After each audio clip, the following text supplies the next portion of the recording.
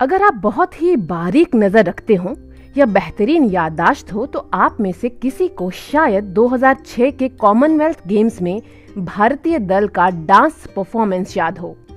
ऐश्वर्या राय की प्रस्तुति थी और बैकग्राउंड में थे बहुत सारे डांसर्स। उनमें से एक बैकग्राउंड डांसर को ऐश्वर्या राय को उठाना था। वो दुबला पतला शर्मीला सा नौजवान था, सुशांत सिंह राजपूत।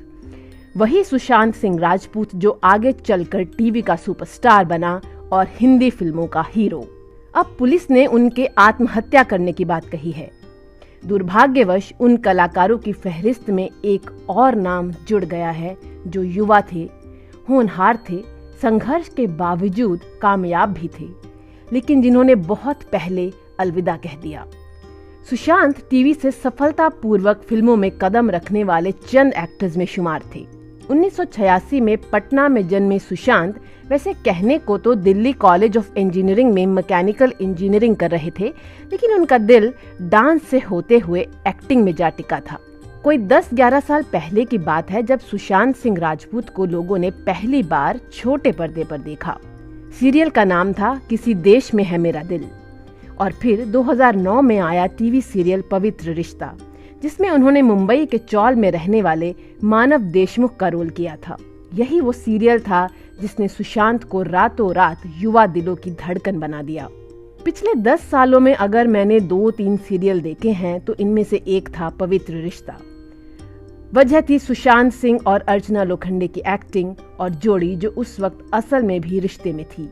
सुशांत की बड़ी खूबी थी रिस्क लेना।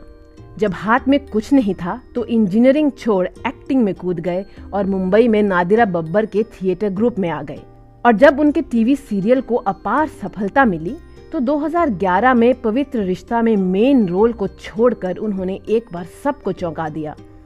करीब 2 साल तक उनका कुछ खास अता पता भी नहीं था। नए नए सितारों से भरे टीवी और फिल्मों की दुनिया में 2 साल की गैर मौजूदगी काफी लंबा अरसा होती है। फिर 2013 में आई उनकी पहली हिंदी फिल्म काई पो चे। गुजरात दंगों के बैकग्राउंड में बनी इस फिल्म में ईशांत के किरदार को सुशांत ने बेहतरीन तरीके से निभाया था और किसी नए कलाकार के लिए ये आसान किरदार नहीं था। रिस्क लेने के अलावा सुशांत की दूसरी खूबी थी विविधता से एक्सपेरिमेंट करना।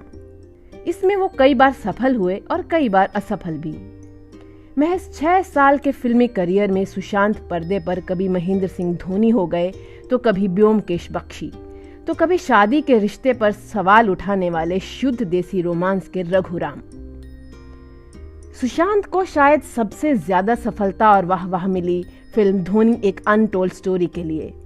खुद धोनी ने इस बात की तारीफ की थी कि कैसे सुशांत ने उनका बैटिंग स्टांस, चाल ढाल सब कुछ अपना लिया था, खासकर जिस तरह से उन्होंने धोनी के हेलीकॉप्टर शॉट फिल्म में लगाए। फिल्मों से परे असल जिंदगी में भी वो मुद्दों पर स्टांस लेने वाले युवा कलाकार थे जो उन्हें दूसरों से अलग बनाता था। जब संजय लीला भंसाली का राजपूत करनी सेना लगातार विरोध कर रही थी और हमला कर रही थी तो सुशांत सिंह राजपूत ने विरोध स्वरूप अपना सरनेम ट्विटर से हटा लिया था और सिर्फ सुशांत नाम रख लिया था। ट्रोल्स का जवाब देते हुए उन्होंने लिखा था, मूर्ख, मैंने अपना सरनेम बदला नहीं है। तुम यदि बहादुरी दिखाओगे तो मैं तुमसे 10 गुना ज्यादा राजपूत हूँ। मैं कायरतापूर्ण हरकत के खिलाफ हूँ। एक्टिंग से परे उनके शौक भी निराले थे। सुशांत को एस्ट्रोनॉमी का बहुत शौक था और लॉकडाउन के दौरान वो इंस्टाग्राम पर पोस्ट डालते रहते थे, कभी जुपिटर तो कभी मार्स की। फैंस उन्हें एक थिंकिंग एक्टर के तौर पर भी याद रखेंगे जो अपने रोल के लिए काफी बारीकी से तैयारी करते थे। हालांकि फिल्म चंदा मामा दूर के बन नहीं पाई, लेकिन इसमें सुशांत अंतरिक्ष यात्री का रोल करने वाले थे और बाकायदा नासा जाकर तैयारी करने वाले थे। मैंने थिएटर में उनकी आखिरी फिल्म देखी थी सोन चिड़िया, जो पिछले साल की बेहतरीन फिल्मों में से एक थी। ये उनके कंफर्ट जोन के बाहर की फिल्म थी जिसमें वो लाखन नाम के एक डाकू का रोल करते हैं। डाकुओं के गैंग के बीच का सबसे दरिया दिल और उसूलों वाला डाकू और जमीर वाला भी। गैंग से तो मैं भाग लूंगा वकील, अपने आप से कैसे भागूंगा। सुशांत जब अपने ही गैंग वालों से ये डायलॉग बोलते हैं तो बतौर दर्शक आप उनकी साइड हो लेते हैं। ऐसा नहीं है कि सुशांत सिंह ने हर फिल्म में बेहतरीन काम किया हो या फिर उनकी सारी फिल्में हिट रही हों। औसत काम करने के लिए उनकी आलोचना भी हुई और कई फिल्में फ्लॉप भी हुईं या कुछ खास नहीं कर पाई, जैसे राब्ता और केदारनाथ। थिएटर में आने वाली उनकी आखिरी फिल्म थी छिछोरे, जिसने अच्छा काम किया था, पर सफलता असफलता के बावजूद उनमें एक गजब का आत्मविश्वास था। बीबीसी को दिए एक इंटरव्यू में उन्होंने कहा था, मुझे फिल्में नहीं मिलेंगी तो मैं टीवी करना शुरू कर दूंगा, और अगर टीवी नहीं मिलेगा तो थिएटर की तरफ लौट जाऊंगा। थिएटर में तो मैं 250 रुपए में शो करता था। मैं तब भी खुश था क्योंकि मुझे अभिनय करना पसंद है। ऐसे में असफल होने का डर मुझ में नहीं है।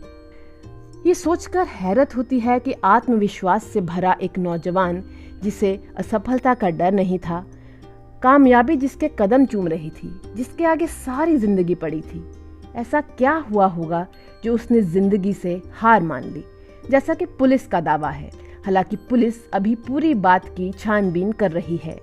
सुशांत का पहला सीरियल था किस देश में है मेरा दिल, जिसमें उन्हें शुरुआत में ही मार दिया जाता है, लेकिन छोटे से रोल में ही वो इतने मशहूर हो गए थे कि सीरियल के आखिर में उन्हें एक प्रेत आत्मा बनाकर दोबारा वापस लाया गया।